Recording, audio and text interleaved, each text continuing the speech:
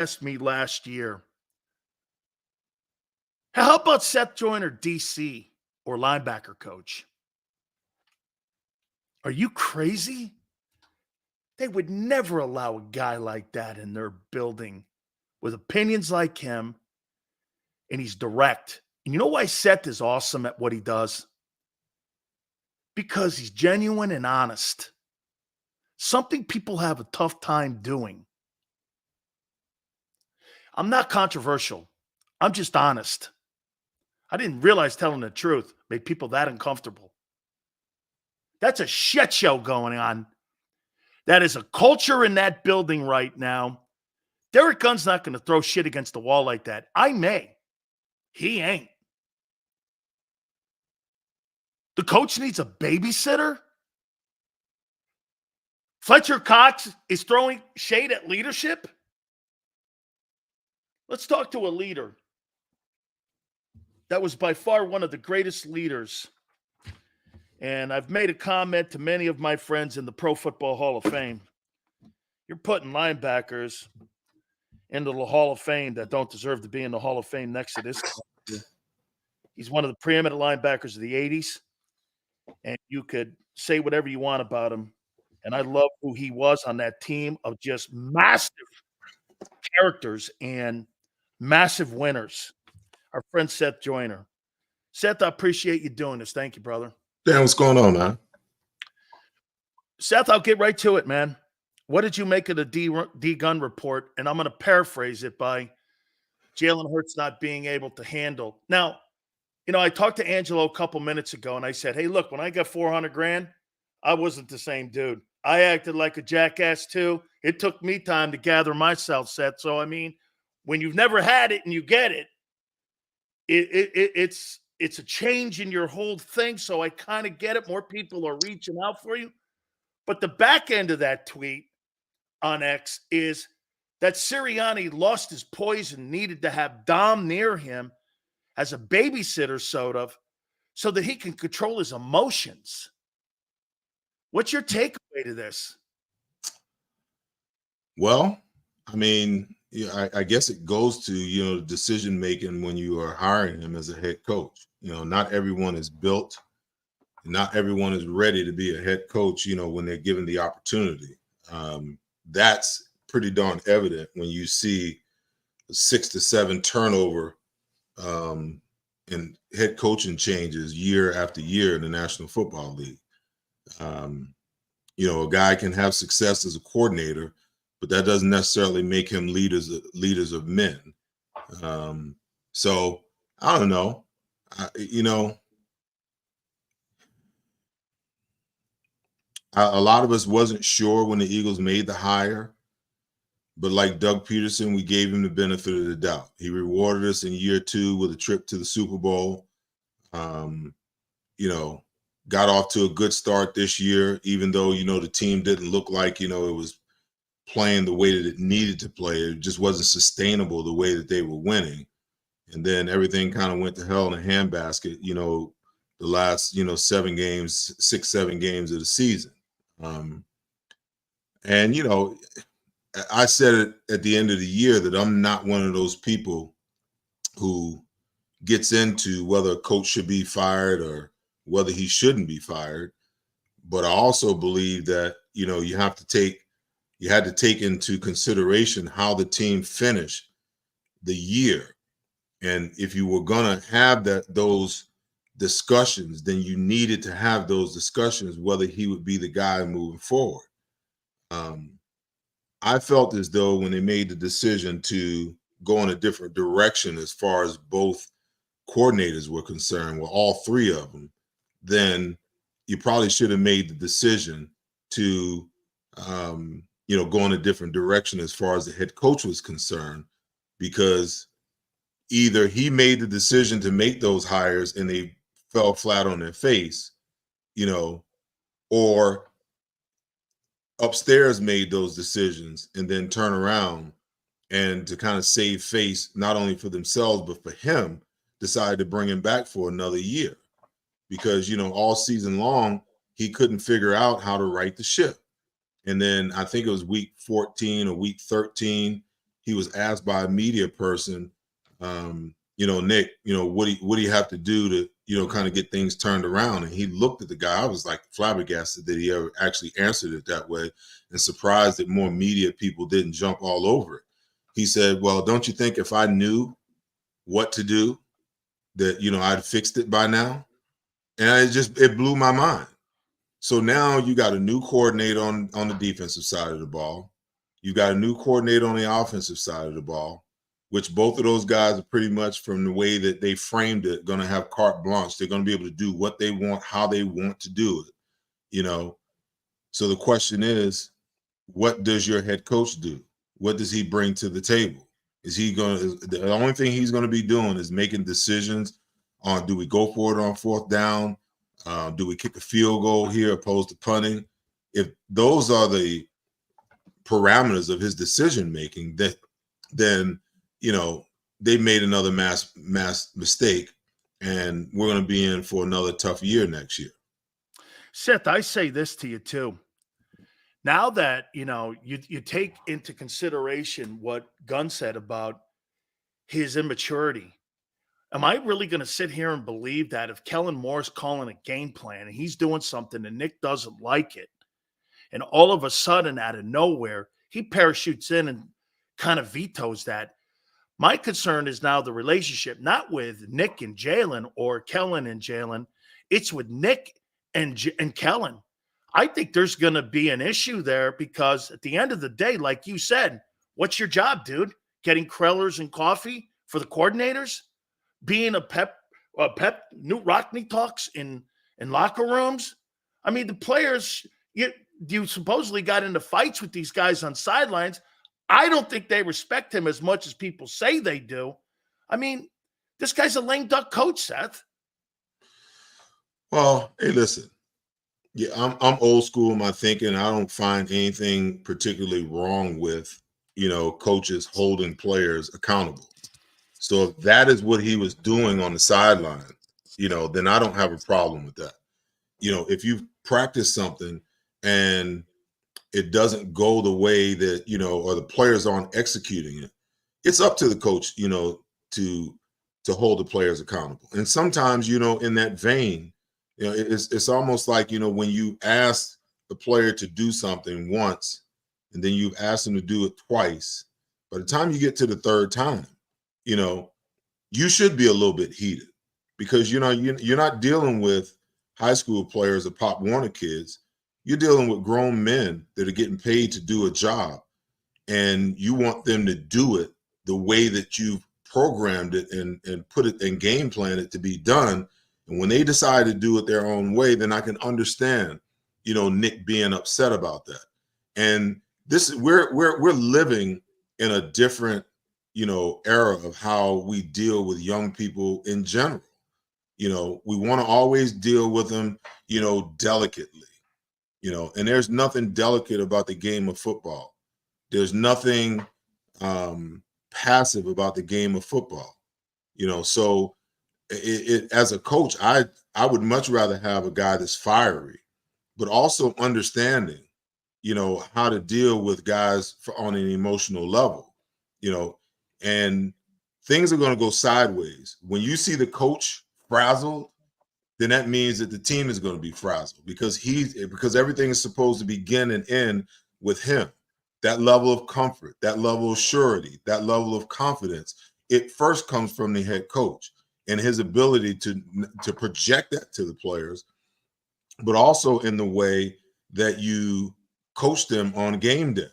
Okay. And with, Nick and the incident in Kansas City, with him turning to the fans in the stands on the road and saying and doing stuff, all of those things, come into play here. And the players are watching it.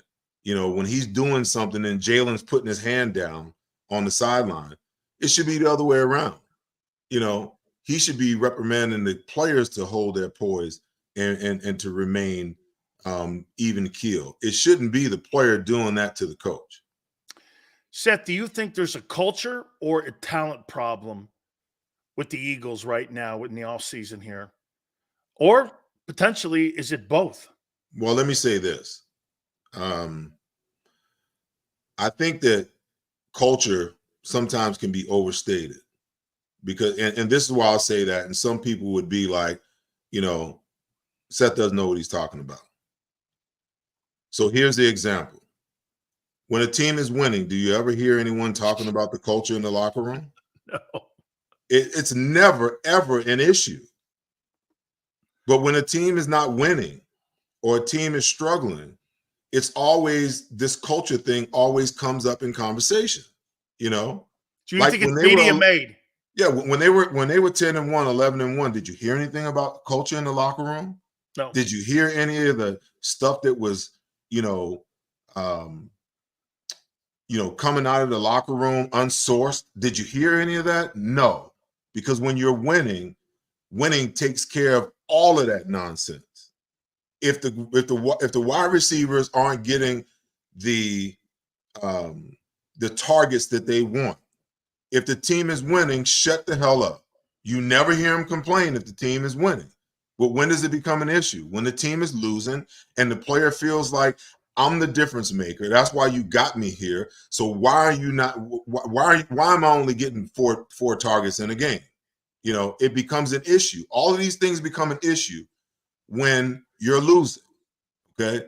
So if you want the culture to be fixed in Philadelphia, fix the winning and losing situation. The only way that they're going to fix that is to fix the talent level. Okay. Just on the offensive side of the ball, to me, it's more scheme than anything. Yeah. Put the players in position and they will dominate. You got the best offensive line in the game. You got two of the best wide receivers on the same team, and you got a top 3 tight end that you underutilize. Okay. The running back position, hey, they're going to find a guy, whether it's bringing back Swift or somebody else, they're going to find a guy that's going to be able to give them the production. Okay. The issue is on the defensive side of the ball. You don't have enough speed, you don't have enough talent, and you don't have enough playmakers. Okay. So the only way that you're going to be able to fix that is to go and get players that are faster, more talented, and guys and coach guys to actually be a playmaker. Okay. How many turnovers since the Buffalo interception by James Bradbury? From that point on, how many turnovers did you see? Because the two corners had 3 combined all year. Because you're not coaching your players to be playmakers when you play a passive style defense. Okay. They're trying to prevent things from happening instead of making things happen. That's the first thing. The second thing is you don't have speed. You don't have speed on your defense. When a wide receiver can catch a ball and take it 48 yards and he's not a blazer and run through your defense with nobody possessing the type of top end speed to go and get him and bring him down before he gets to the offense, there's an issue with the speed on your defense. The linebackers don't play fast because they're looking in the wrong places.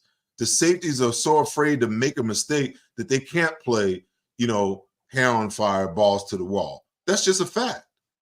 So the only way that you're going to fix these things, the culture thing will fix itself with wins and losses, because then everybody will shut up and just go and play. The talent thing, that's on Howie to go out and bring in the talent that's necessary to raise the level of competition. And then it's on Vic Fangio to put these players in the proper position to not only, play the type of defense that he wants them to play, but to turn into playmakers.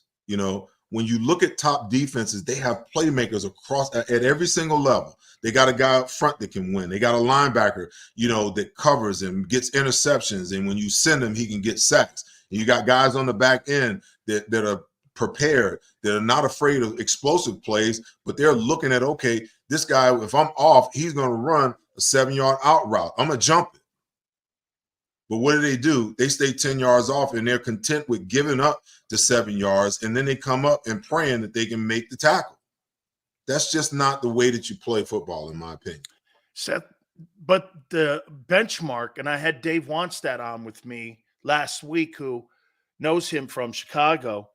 he is a control and contain type of coordinator. He's not a heavy blitzer. So are we going to see more of the same here? Because at the end of the day, we're not talking about a guy like a Martindale, or we're not talking about somebody like a Spagnuolo that knows timely blitzes, and that's something that's a benchmark in those defenses. He's not that guy. So are we just going to see a redefined Jonathan Gannon? Well, listen, they had him in the building last year. They couldn't keep him because they were in the Super Bowl and he had to make a decision. If you look at this thing in the proper context, they went and they've got the branch and the leaf from the tree. Now they have the tree. This is what they wanted. So now they have the guy that fits the philosophy of how they want to play defensive football. Okay. And there's no doubt about it. I'm pretty sure Wink Martindale wanted this job when he looked at that defensive front.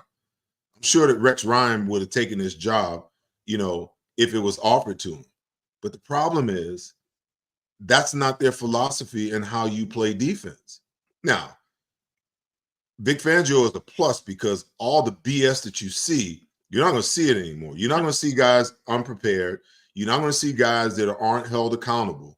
You're not going to see guys just making a half-assed attempt at a tackle and getting up and clapping their hands like, man, I just missed the tackle. No, he's not going to take that because he's old school in his thought and he's old school in how he approaches the game. He's going to hold these players accountable.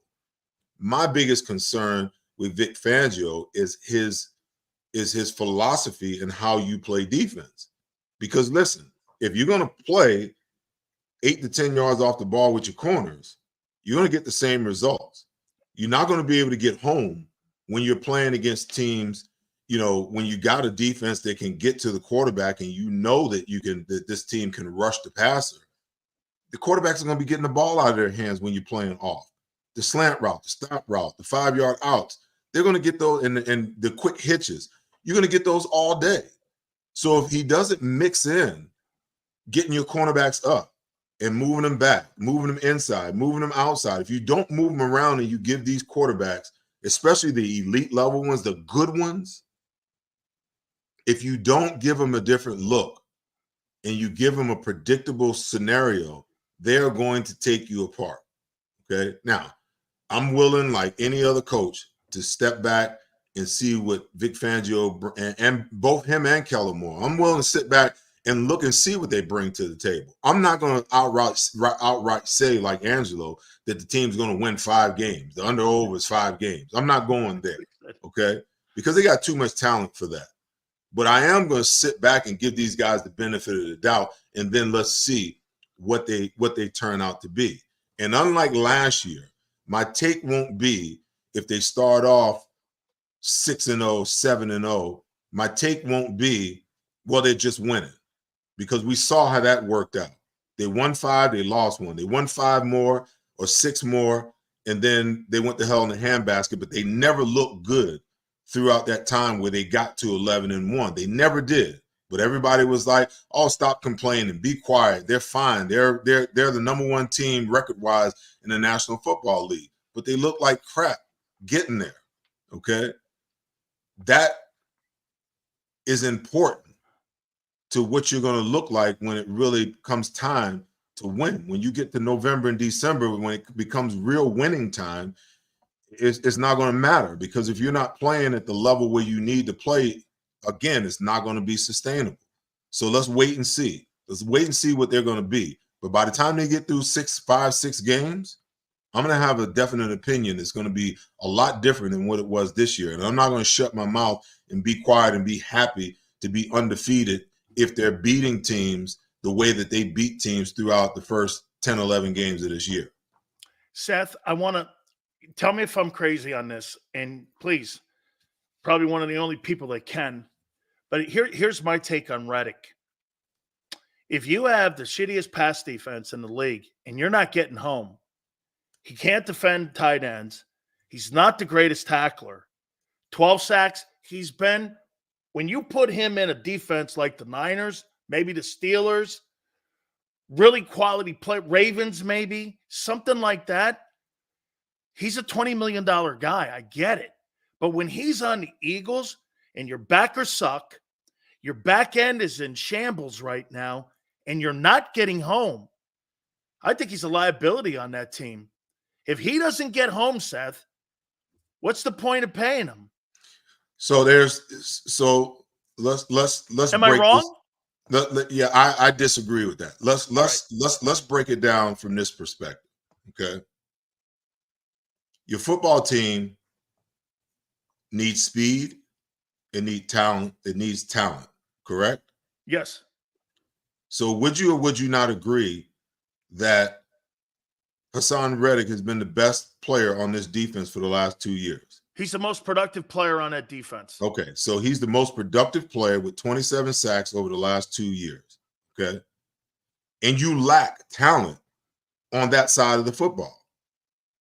So you mean to tell me that you're going to let talent walk out of the door when you're already talent and speed deficiency? He might be the fastest player in the front seven as well. He is. Okay. So if you're lacking speed and you're lacking production and you're lacking talent, it does not make sense to let your most productive player, your most talented player, your fastest player walk out the door. Now, I get it. Him in coverage then, Seth? Because you can't put that on him. You can't even put the fact that he can't get home on him. If you're going to play your cornerbacks 10 yards off the ball, you expect for the guy to get there? It's impossible. People forget the fact that, you know what, the pass rush and the coverage go hand in hand. If a guy's covered, the quarterback got to hold the ball. If the guy's open, the quarterback can get the ball out of his hands. So if he's got 1,001, 1,002, and the guy's wide open, the quarterback's getting the ball out of his hand, how do you expect for him to get there? It's impossible. So they got to do things that helps him get there.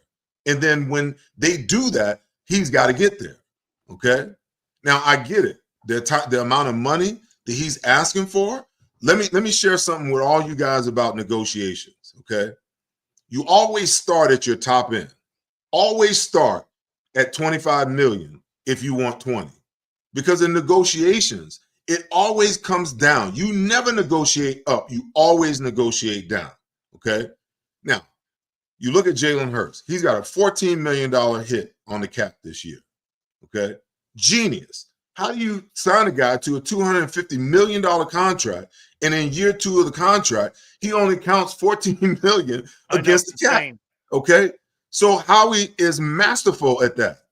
Don't tell me that you can't bring him up close to the top of where the pass rushes are and structured in a way that allows it to be cap friendly, that makes him happy, but also helps you cap wise. So you restructure his deal then. You give him the bag of money up front, and you kind of lower the base, and you kind of do a Slade deal of a year ago. Give him 18, 19 million bucks, get him up, like you said, near the 20, and you'd be okay because he's produced almost, if you count the playoffs, 30 sacks. He's produced 30 sacks for you in 2 years. I mean, at the end of the day, you're saying give the guy 20, give him a restructure, give him the money, lower the base so that it doesn't hit your cap as much. Let me ask you a question. Okay. The way that the Eagles are currently constructed, if you take Hassan Reddick away, who's going to replace those 30 sacks in the next 2 years? Here lies the problem, Seth. When I look at Howie, okay, he's a pro personnel guy. I think he's better there. Has he ever drafted a corner that's worth the shit? No. Linebackers? No. Really? Edge rushers? Outside of Josh Sweat? No. I'm going to sit here and people are going to tell me that he's going to retool that defense in the draft. Who's Nolan Smith, Seth? Who's Nakobe Dean? Who was the linebacker that was drafted in the 3rd round last year that they just cut that everyone forgets? You're going to tell me that, hey, he's going to rebuild this. I'm like, this is a 2-year rebuild, Seth. And I'm going to have Reddick at 20? No, it's not a 2-year rebuild because the strength of the football team is still the defensive front. They got owned in the last 8 games, Seth. I get it. But I think that had more to do with coaching than it actually did the players, because I think the mistake was making the jump from Desai to Patricia at the end of the year. because Matt Patricia was just, he was trying to draw it up in the dirt. Yeah. And one thing Dan, players have confidence in coaches when they believe in how they're being coached, because over the span of you being with that coach, the evidence has been proven that success can come through how you're being coached to play. Okay. When you're being asked to do something and you see it's not working, okay, then you know that the veteran players are looking at that coach and they're calling bullshit.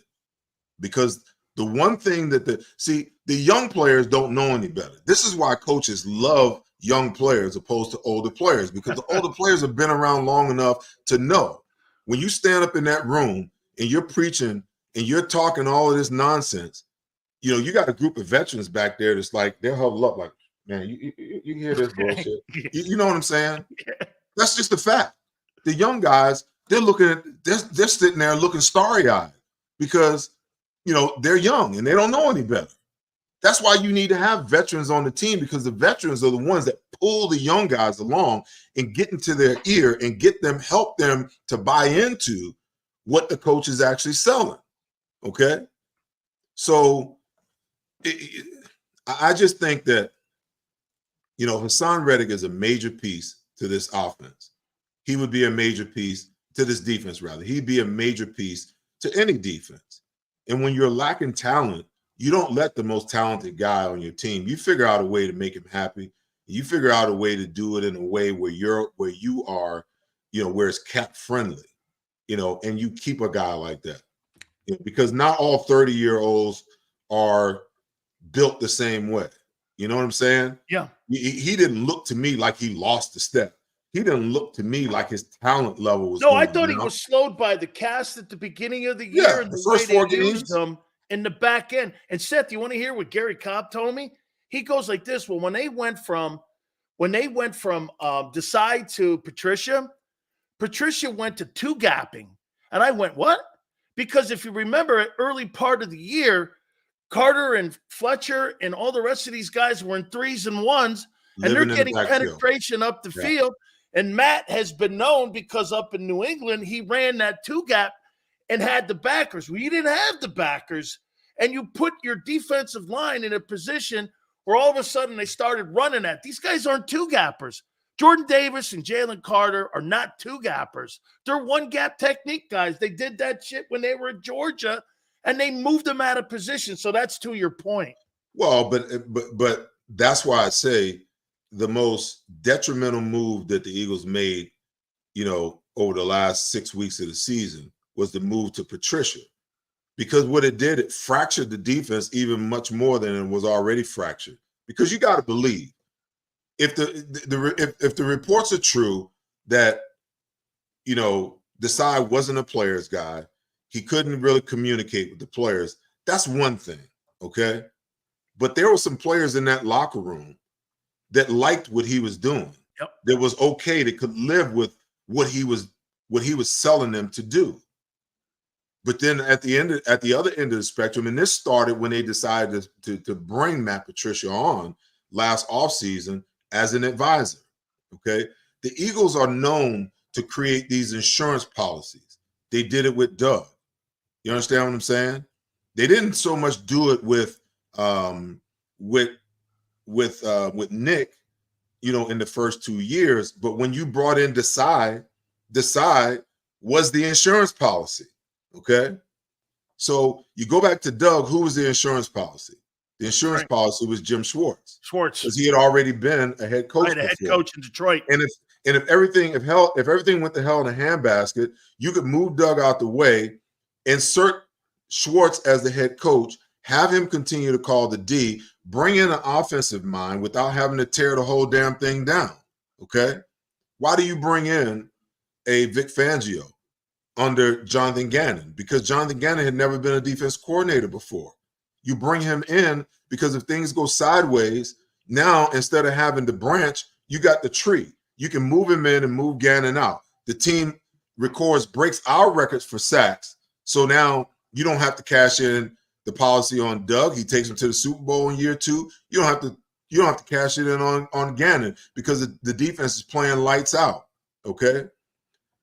The insurance policy for last year for Decide was Matt Patricia. In week 13, they cashed that insurance policy in, and it was the most detrimental thing that they did because it split and divided and completely fractured the defense because you had Decide guys and you had Patricia guys, and once that happened, there was no clear leader, no clear guy that was running the show that all the players believed in, and it broke the defense. Seth, then why this? Why do you go from one extreme where guys had no experience at coordinator to, I mean, Clint Hurt, I recruited the kid for the University of Miami. He was a D lineman down there. Kid wore my number in my honor down there. I respect him a lot. He was the coordinator up in Seattle. I think he's a great coach. They got a bunch of these really good position coaches now. And last year, I said to people, I go, did you see the staff, especially on defense? They changed 12 different dudes out a year ago or elevated to new positions on that defense. This is the second year in a row, Seth, they changed the entire coaching staff out. But now it's more experience. Why the extreme from training wheels to having a guy who's been in the league 35 years and a guy in Kellen Moore had one of the top offenses in Dallas? Because how do you balance that? Because Nick Sirianni is going into the fourth year being the head coach of this football team. So they're not sure about him. It did well. I'm going to say this. The first year they caught lightning in the bottle because, they started off bad and then they had a run and they made it to the playoffs, got eliminated in the first round. Okay. That was hope. Second year, they really caught lightning in the bottle because, you had no one knew how to defend Jalen. He had all these weapons around him. You had a great running game with Miles Sanders, 13-yard rusher, 11 touchdowns. On the defensive side of the ball, everything was clicking because even though you was playing a passive style, teams weren't really looking at the fact that the corners and the slot guys were playing so far off the ball. And, the pass rush was getting home. You had four guys with sacks. You had four guys with double-digit sacks, okay? So it all worked out. Now you go into this year and, they won early. You think they gave Nick the benefit of the doubt, and that's why they did it that way? Well, it's my opinion that what they did was they made the decisions as far as who the coordinators were going to be based upon their philosophy. It might not have been exactly what Nick wanted to do, but Nick's a team player, and he's going to go along with what they suggest to do, So now you got all of these young coaches. And the problem with young coaches is they've come up through the system, meaning that you've got a guy who is a quality control guy, and not that you have to be a player to be a good coach, but I think that it's a great benefit to have a guy who knows the emotion of what's going on in the mind of players to help them get through what they're going through in a season, all season long, okay? But if you never played at the highest level or you never played at the collegiate level, it's one thing to know X's and O's. It's another thing to be able to speak from experience. And it's another thing to be able to talk to technique and fundamentals as a coach, okay? When I look at this team, they are so fundamentally unsound, and that speaks to coaching. Tackling. The pursuit angles are terrible. It's the coach's job to make sure that the small details and the fundamentals are taken care of. Like, it's one thing for you to tell me how to get from point A to point B, but if I'm not getting there, can you show me? Can you give me the tools that allows me to get there?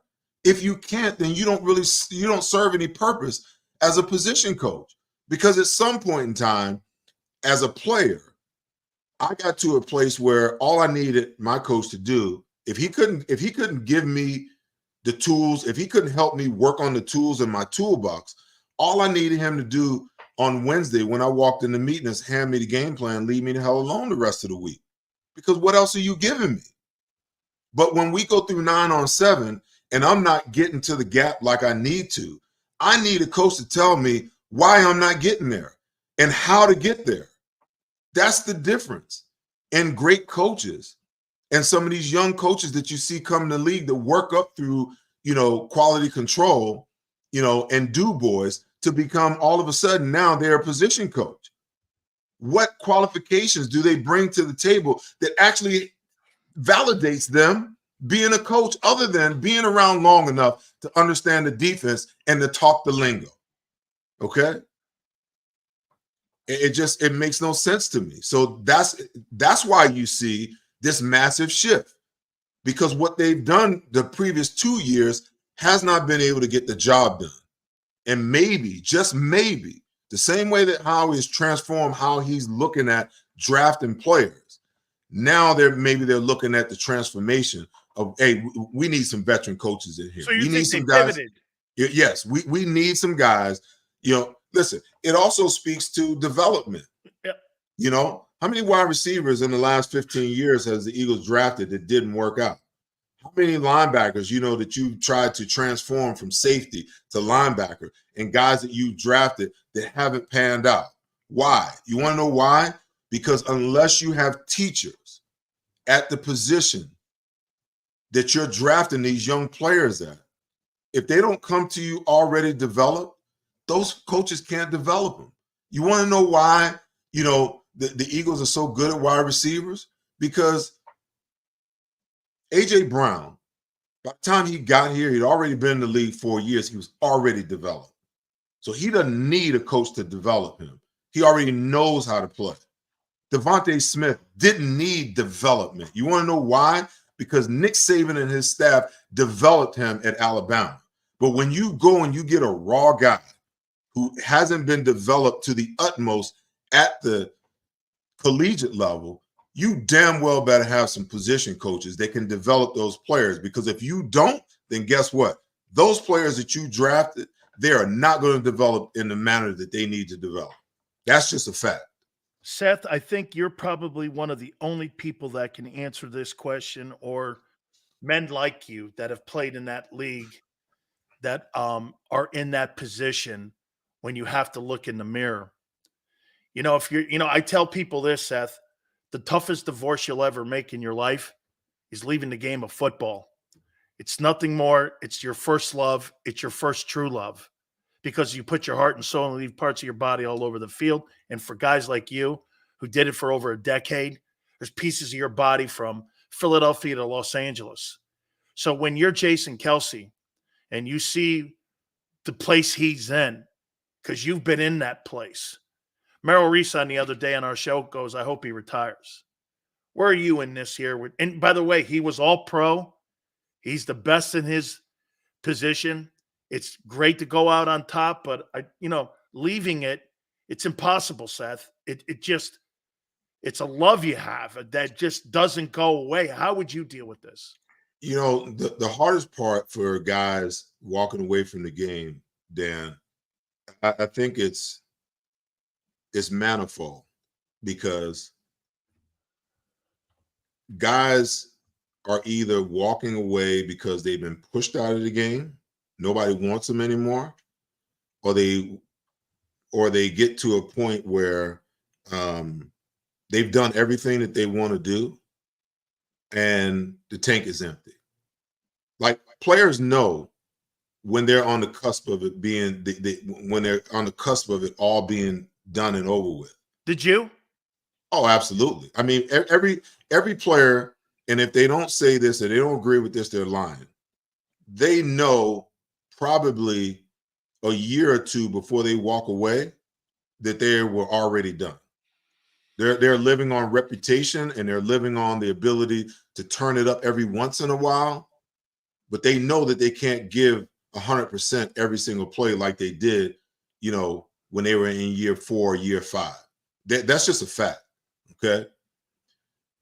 Jason Kelce is still in the prime of his career. I know. Now, the biggest problem for him is being able to recover. You want to know why this is why I retired. Like, in Had year to be 11, an injury. No, and well, that was part of it. But in year 11, I knew I was done.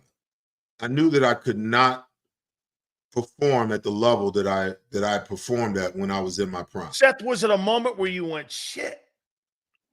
Was it like that, or was it a progressive thing that came on where you went, I just can't get back in that drop like I did? Or was No, it like it that? was I was lined up over tight end, and I had outside shade on him, and I was a contained player. And I said, in my mind, I was like, he's going to reach me. He's going to reach me. He's going to reach me. What? Some bitch reached me. And I couldn't do anything about it. My reaction time was so slow that the ball was snapped and he reached a half a man outside of me and hooked me. And I knew right then and there that I was done. I knew. Okay? I knew. And players experience that all the time. Oh, God. You know, some earlier than others, Seth. Now I've got to line up a full man outside of him to keep him from reaching me, which now allows him to just step inside and turn me outside if he wants to. Right. Free release inside. Yes. So players know. But, and then the injury piece of it, I had, three big toe surgeries in my career. And it just got to a point where it took me to Thursday to recover. So I couldn't practice the way that I needed to on Wednesday and Thursday. And sometimes it would take me to Friday to recover. You just can't operate that way. You've got to be, healthy enough throughout. And when it comes to Kelsey, he's been talking about the toll that the game is taking on his body. I get that. I understand that. But if he can mentally get past that, I would like to see him come back and play one more year, and a lot of players then also retire. Guys struggle with retirement because, they're chasing that ultimate goal. That ultimate goal is always to win a Super Bowl. What made it easier for me to walk away is in my last year, I was coming off of 2 Super Bowl appearances in a row. I went to the Super Bowl with Green Bay and lost, and then got traded to Denver the following year and won. So everything on my list of goals that I wanted to accomplish, I checked off everything except for the number one goal, and that was to win a Super Bowl, So I gave myself that one more year and won that Super Bowl in that year. So when I went to try out for teams and they all wanted me to come in and be a backup, I was like, you know what? I'm good. Okay. I made my money. So you made your peace too. I got a Super Bowl in my pocket, and you made your peace. Yeah, and I mean, and also the identity of who you are. Some guys are identified by the game of football. I was Seth Joyner long before I got to the NFL, and I was fully aware that I was going to be Seth Joyner longer after I got out of the NFL than I ever was when I was in the NFL, and I was good with that. But when you get caught up in the BS of the NFL that, hey, I'm an NFL player, I'm that dude. I'm like, dude, stop it, man. Stop it. You are so much more than that. Football is what I did. It's not who I am. And I never lost sight of that. And when guys get caught up in that, it's hard for them to give that away because now you walk around and people don't acknowledge you. People don't know who the hell you are. When you go to the club, ain't nobody calling you up to the front of the line no more because you used to play, okay? When you go to a restaurant, they're not giving you the prime seat and sending you over a complimentary bottle of wine no more. No, because that's who you used to be, okay? And guys have a hard time with that. I don't have a problem with that. If I want a damn bottle of wine, I buy it myself. And it'll be in Jamaica somewhere too. One last one, Seth. And please, again, tell me I'm off base with this. But here, this goes back to Hurts here. Finally here. I made this comment, and you tell me if I'm wrong. Jalen Hurts is not going to win a Super Bowl with the way and the style that they played last year when they were as predictable as ever from his passing chart. They threw to the numbers, had an 8% quarterback rating in the middle of the field. Tight end was underutilized, and they were so predictable, they threw to 2 dudes. They only had 36 passes to WR3 And in my opinion, if you take that RPO and that dual threat out, you take the element of surprise. Because to me, Steve Young was more of a weapon on the field than Joe Montana because he had more. When you and I played, everyone would go, "Damn, I hope Montana's hurt." Because I hope Montana's healthy, because if that guy's in running 4.4s, 4.5s, you know how fast he was. Mm-hmm. You were like this, holy cow. Set that 2022 season, I could see the Eagles going to 2 more Super Bowls if they play Hurts that way. If they put Hurts in that 23 offense and they have a redefined and they're trying to define it with Kellen Moore, who's never coached an RPO guy in his entire coaching career, they're not going anywhere with it. I don't believe he can win a Super Bowl from the pocket without giving that great ability that he has. I don't think Lamar can. Lamar's not going to win a Super Bowl throwing the ball 47 times, Seth. He's just not. Listen, I think that over the last 2 years, Jalen has proven that he can throw from the pocket. I've seen him throw from the pocket. He had 18 turnovers. Hey, listen, it's where they're being asked. People have to understand. They were too predictable. A team has a coach and a game plan from week to week for a reason, because the coaches have decided that this is how we're going to attack the defense. These are what we're actually, this is what this is what we want you to do. This is what we're asking you to do. Okay. Now, the coach has to adjust based upon how the defense is attacking him. You know, Andy Reid, Patrick Mahomes are phenomenal at that. Okay. You can shut me down this half, but you're not going to get me 2 halves in a row. Or I might explode this half and you might shut me down in the second half, but I've done enough in the first half. That's the AFC Championship game. People don't realize Patrick Mahomes only put up 17 points in that game, all in the first half. In the second half, they had an answer for him. He didn't put up not 1 point in the second half of that football game. So you're saying situational play calling, because like in the Super Bowl, Seth, they shut them down in the first half. That 66 yards in the second half, in my opinion, was more valuable than the 333 he threw for. Well, listen, you have to be able to adjust as an offense and a defense. And when you're playing Kansas City, I almost feel like you have to have 2 game plans. Yeah. Because if you have success with them with something in the first half, you better have another plan in the second half. Because especially in the Super Bowl, when you got the extended halftime, you're going to give Andy Reid and his coaching staff that much time to look at everything that you do and devise a way to attack you. Okay. So going back to Hurts, I think that Kellen Moore is going to be an improvement for him, because what he's going to bring is a overall offense that's going to attack the entire field. And that alone is going to allow the implementation of the RPO and the read option, those other things that they've been doing. It's going to be a little bit of a surprise. I see someone in here just type the word balance.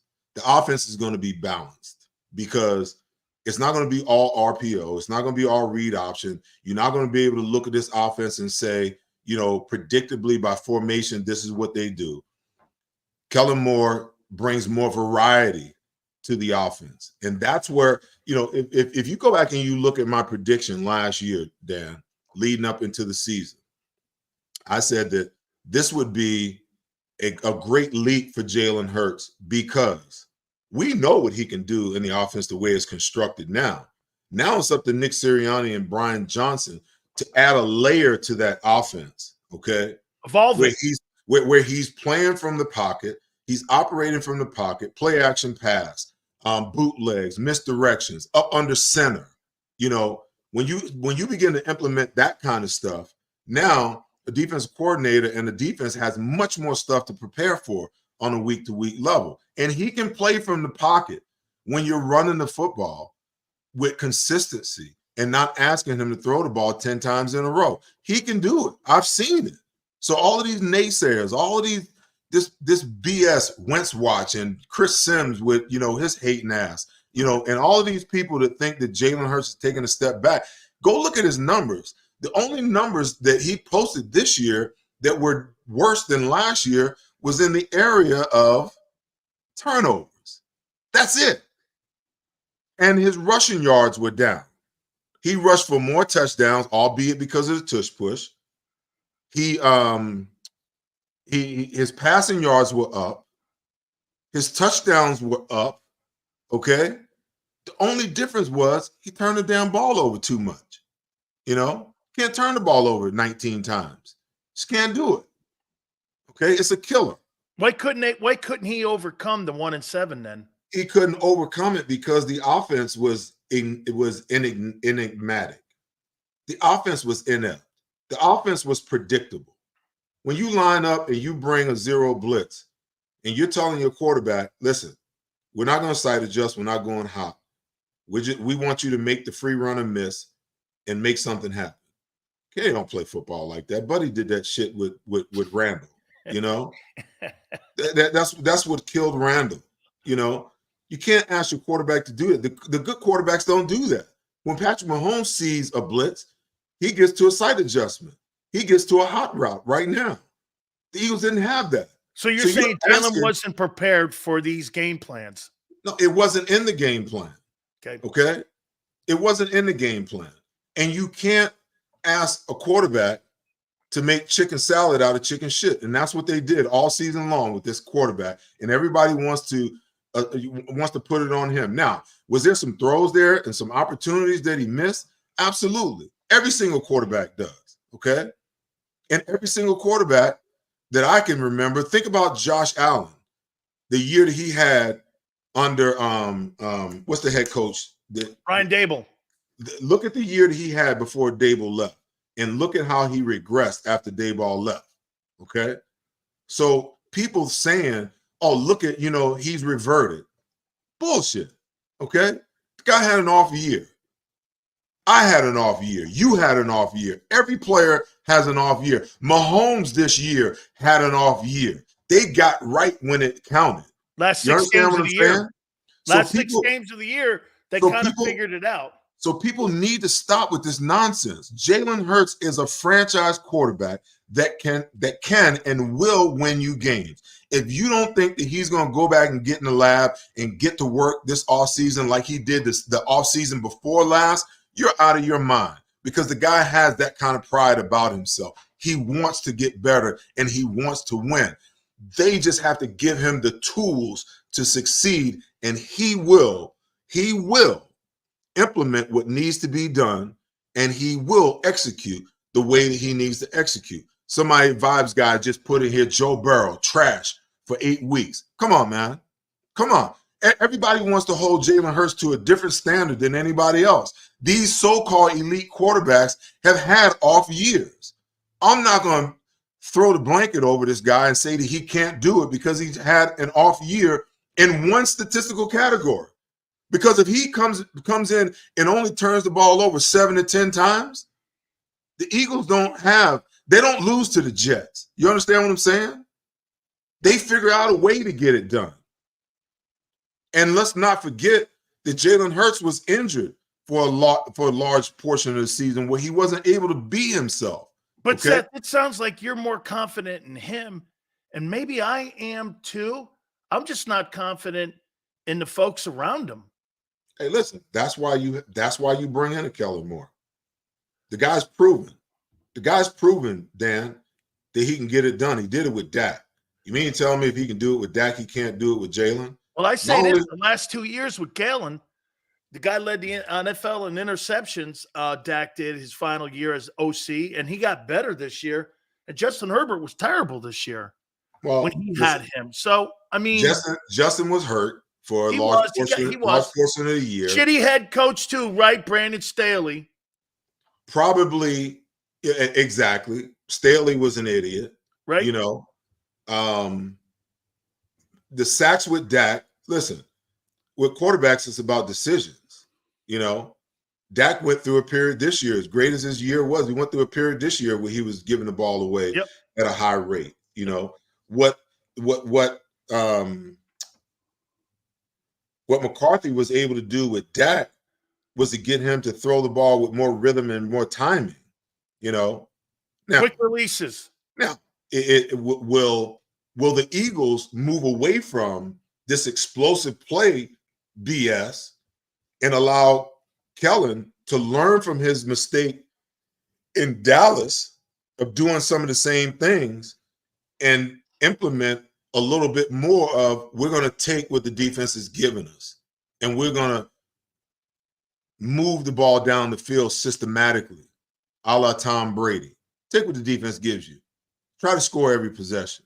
And then when you get them behind or you get them in a position where they have to come after you, okay, where's my best matchup? Oh, I got A.J. Brown one-on-one in the slot against the number 3 cornerback. Let's take a shot there, okay? Not when you just line up with a zero blitz and everybody's coming and you're running 10 to 15-yard routes with nobody sitting down at 5 yards to allow the quarterback to get the ball out of his hand. Those are the things that need to change.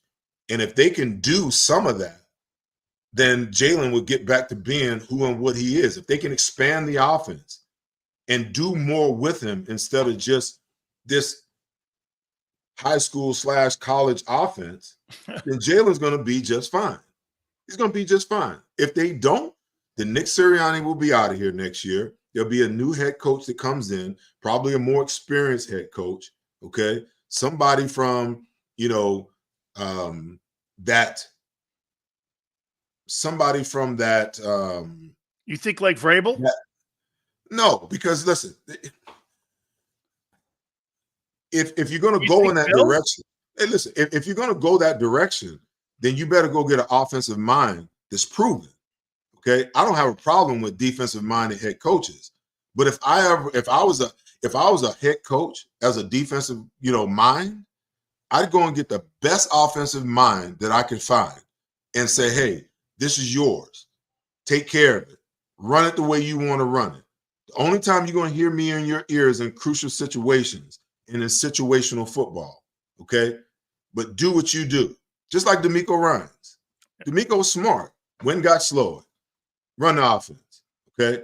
I'll be there for critical decisions, but I'm focusing over here on the defensive side of the football. It's kind of like McVay in LA, right? Yeah, and I'm runs the offense, and he got Raheem Morris and Wade Phillips in there. That's what it's going to look like if Nick Sirianni can't get it turned around.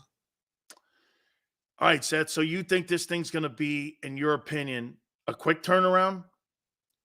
Or do you think this team could be a playoff team if they plug the right holes? I don't see it as a turnaround. It's not like this team was, 4-13. That's not the case. They just so you think they're more the 10-1 team than they were the 1-7 team? Talent-wise, they are. If you can get the best out of them, then they can return to that form quickly. Okay? I'm talking, that's on the offensive side. On the defensive side, I tried to tell people, you're not going to see 70 sacks next year. That's an anomaly. That's like 27 and 2 interceptions. Right. Those things are anomalies. There's a reason why there's only been 2 or 3 other teams in the history of the league that's posted 70+ sacks. Okay? So if that's the case, then now how do you get back to the basis of what makes you a good defense? Stop the run, which they've been horrible at for the last 3 years. Okay? Especially on first down. Yeah, get the run under control. Okay? Win on first down and put them in 3rd and long situations where now the pass rush that you have can get done what it needs to get done. Now, you got to get faster, you got to get more talented, and you got to get more playmakers. Seth, I'm not going to keep you any longer. Shit, I could go hours with you, man. I mean, you feel good where they are, though, right now, as an organization. It's or is it too much? It's half dozen. So much media shit right now. It just seems so much drama around a team. Or is that media drama? No, listen. This is what happens in Philadelphia. The A.J. Brown quote is kind of spot on. The people in the media have to have something to talk about, in the way that the Eagles, plummeted into the abyss. Everyone's trying to extrapolate, the causes of what happened. And sooner or later, some of that information is going to leak out. So now it becomes a topic of conversation. But the truth of the matter is, Howie's got to go to work. Sirianni's got to go to work. Kellen Moore's got to go to work. Vic Fangio's got to go to work. These players have got to go to work.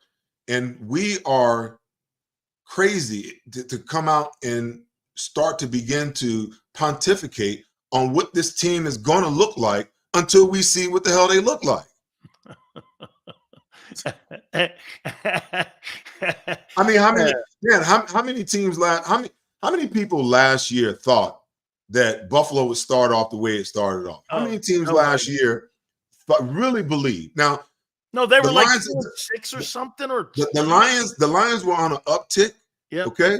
But I didn't believe until I saw the video of Dan Campbell talking to his players about wearing the pads in camp. I didn't believe in that team. I didn't believe in Jared Goff until I seen that video. Okay. Guys, trust me. I know half of y'all looking at me like I'm crazy. Okay. But I'm telling you right now, okay, we have to do this. We have to practice physicality. We have to practice with speed. I got to put the pads on you because the numbers say that you need the repetition and you need the physicality. Trust me, I'm not going to put you in the pads every single day, okay? But we got to do this. Just trust me. Took them to the Super Bowl, okay? So you're saying then this offseason here that instead of breaking camp and walking out of OTAs and taking a look at those exhibition games, you think the Eagles need to be more serious about getting themselves prepared for September in Brazil than sitting there just walking into a game and trying to figure out if Nakobe Dean can play the first month of the season? Because that's the biggest problem they had. They just assumed the kid could play. I'm like, how do you know? Dan, we talked about they talked about, because of scheduling, and the Eagles have one of the worst schedules in my opinion. Okay. From the timing and everything, with 2 or 3 1 o'clock games, okay, and then that 3-game stretch that they had, you know, with Dallas, the 49ers, and I forget who the third team was, but you got to the end of the year and everybody wanted to talk about how tired the team was. I'm like, dude, it's 52 weeks in a year. You got 35 of those weeks to get your fat ass in shape to play 17 weeks. Don't miss me with that BS about being tired, okay? But they were psychologically destroyed between the 49ers and the Cowboys game back-to-back. And they couldn't find, you know, their psyche, you know, to fight and get back. Then they were scheme-wise broke on defense and couldn't figure it out on the offensive side of the ball, okay? And then, you know, come to find out, they don't condition. They don't condition during the year. I'm like, that blows my mind. Unbelievable. It's not like I've never heard that. It's not like Buddy Ryan lining you up after a 3-hour practice and having you run gassers, you know, across the field. You got 5 of them today, okay? Or running 10 100-yard striders, and you got 15 to 14 seconds to get them, okay? I'm not talking about that. 16 but 110s, if you lift during the season to maintain what you've built during the off season, don't you need to do some running during the season, during the week? Absolutely. To get to keep your cardiovascular where it needs to be, to make sure that you're in shape for the stretch run.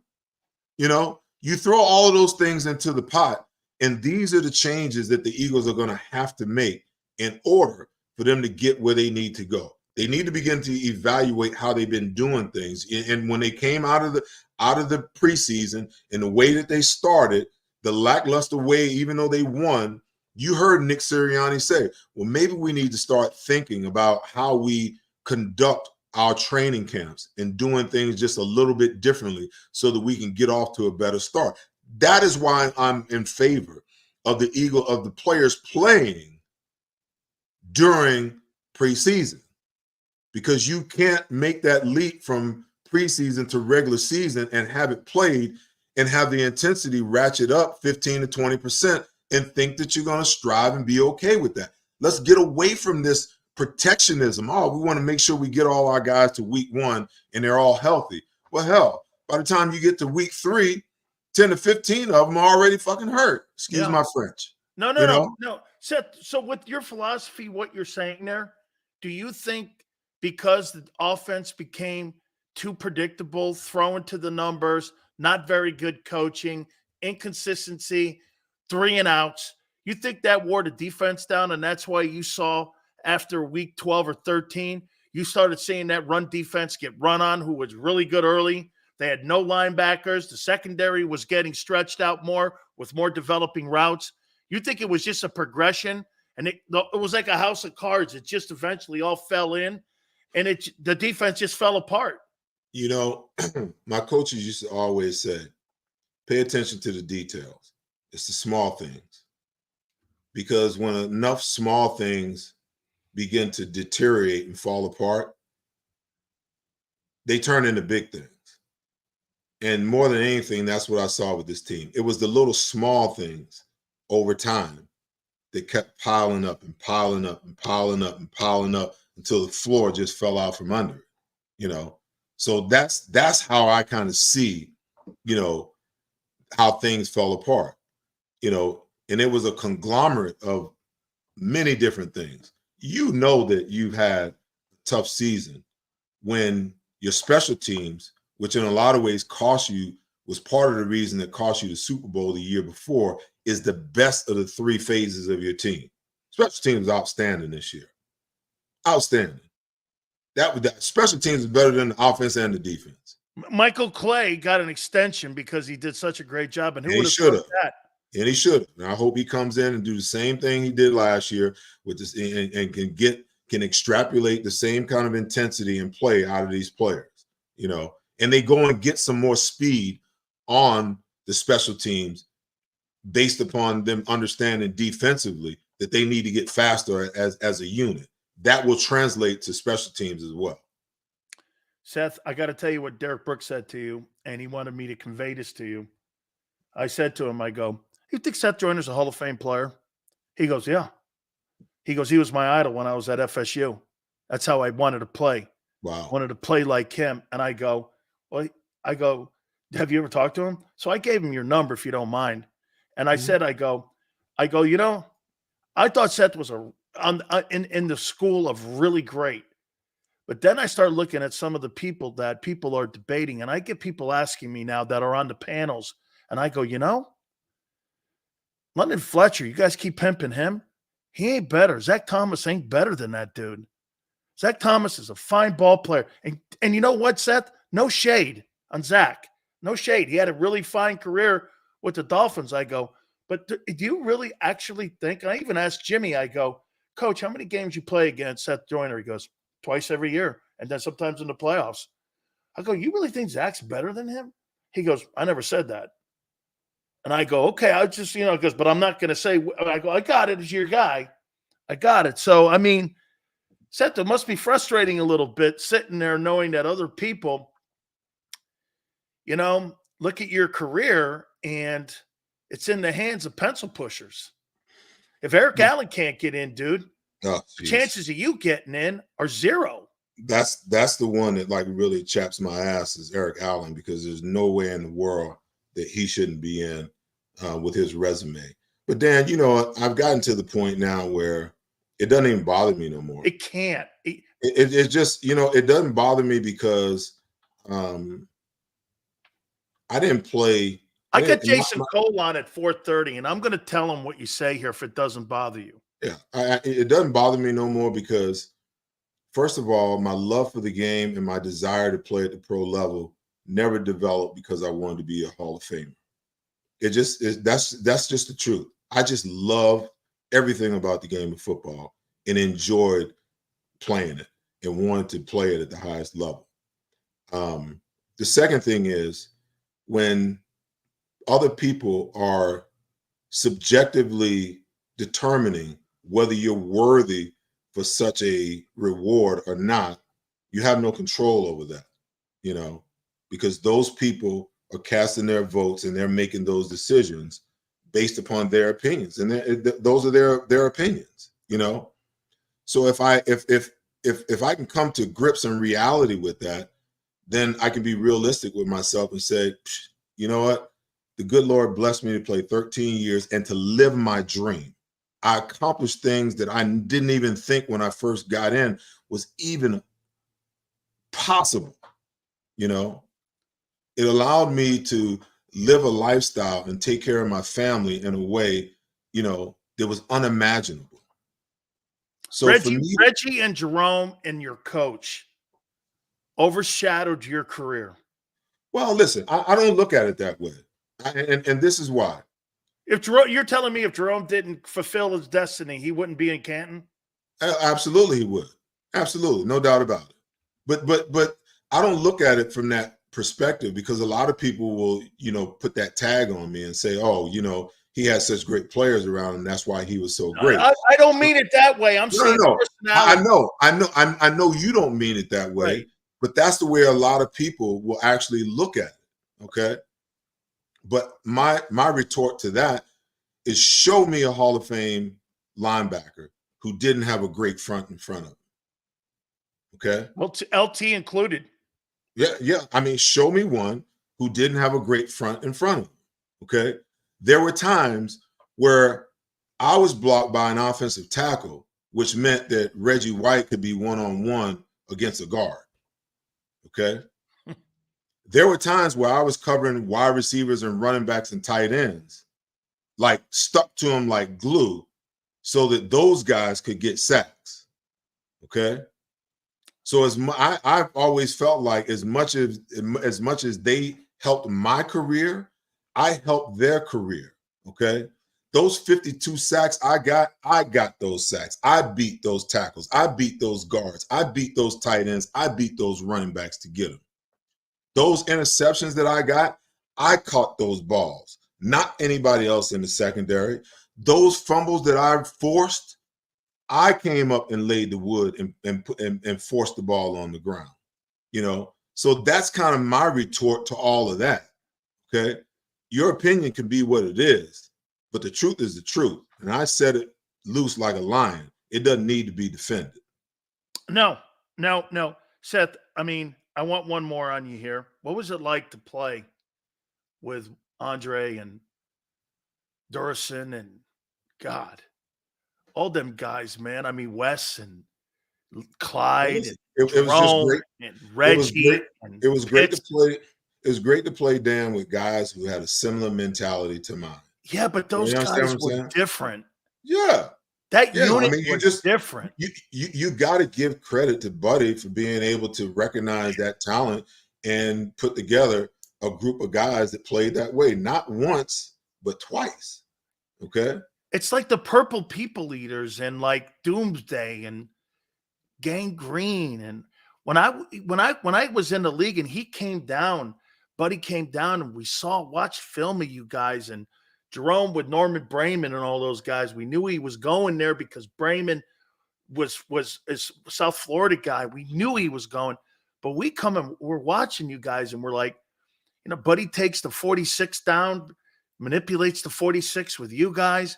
You're the perfect, like you're like a Tampa 2 before Tampa 2, Seth. I tell people this, what made you great was that you were the first linebacker that could cover a back, plug a hole, play a Tampa 2 type, and cover the middle of the field and blitz. Dude, guys at your era, LT blitzed. He could cover. He could play the run. But we're talking about the greatest in the game. Okay? You were like in that Mike Coffey. Mike was a great player, another underrated guy. The Lions guy, he was great. I think you're better. Okay, I'm just saying, man, when I put these lists together for these Hall of Fame voters like Jared Bell, and I put a little star and I go, what's your thoughts on Seth?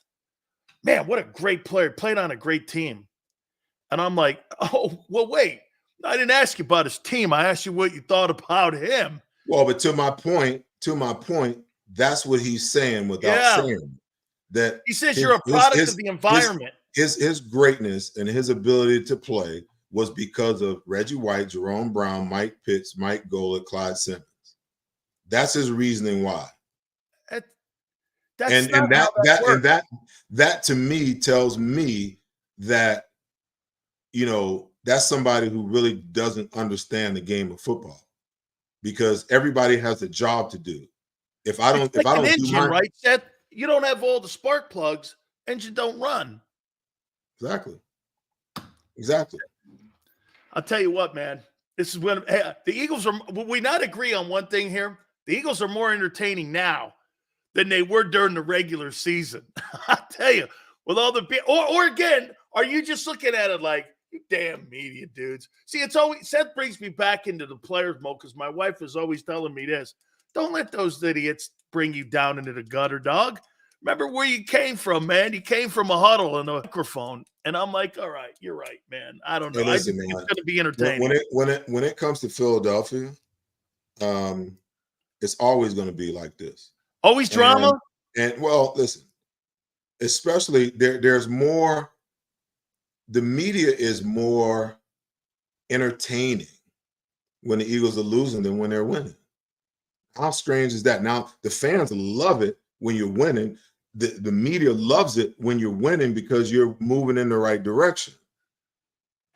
But there's more to say and more to talk about and more buzz going on and more excitement around the team when they lose. Like when the Eagles lose and I go to my Twitter feed, I can't tell you how many people, man, I can't wait to hear what Seth has to say. I can't wait for Seth to rip him a new one. Just on and on and on, you know? But if I sit there and I talk intelligently about why they won a game, that's not as interesting. Oh, okay. So they like the drama. I will wait. Absolutely. I swear to you, last one. Why do the Eagles care so much about how they're thought of publicly? Why is it such a Angelo went off on them in the last hour.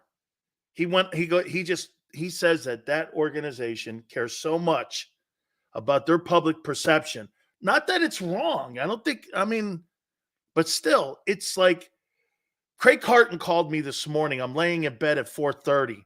He calls me from his studio, Seth, and he goes, "What's with the drama of people reaching out for a story from the Eagles here? What's the issue here? Why is it so important for them to control the narrative?"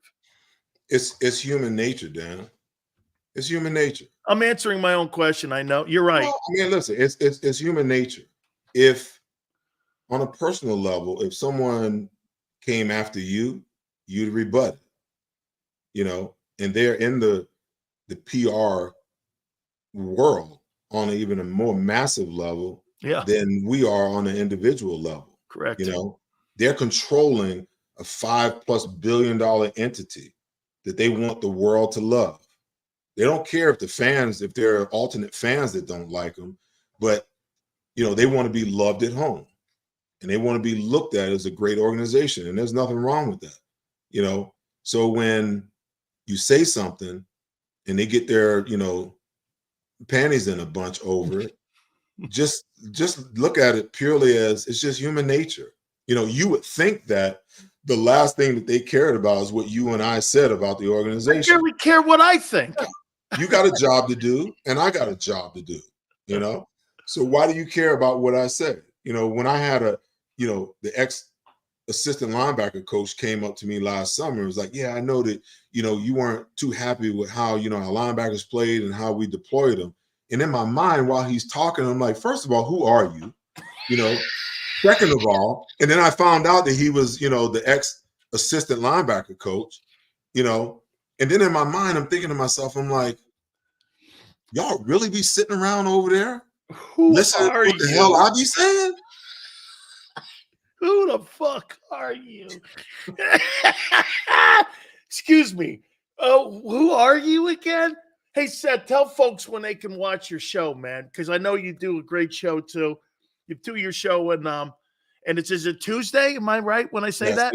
it's Tuesday, but I'm on hiatus right now Okay. with the season being over.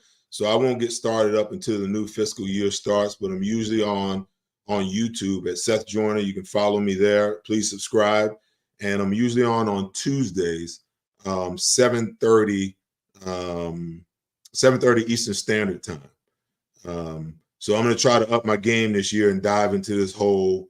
I'm not doing any mock draft 101s, but I'm going to dive in. It's so dumb.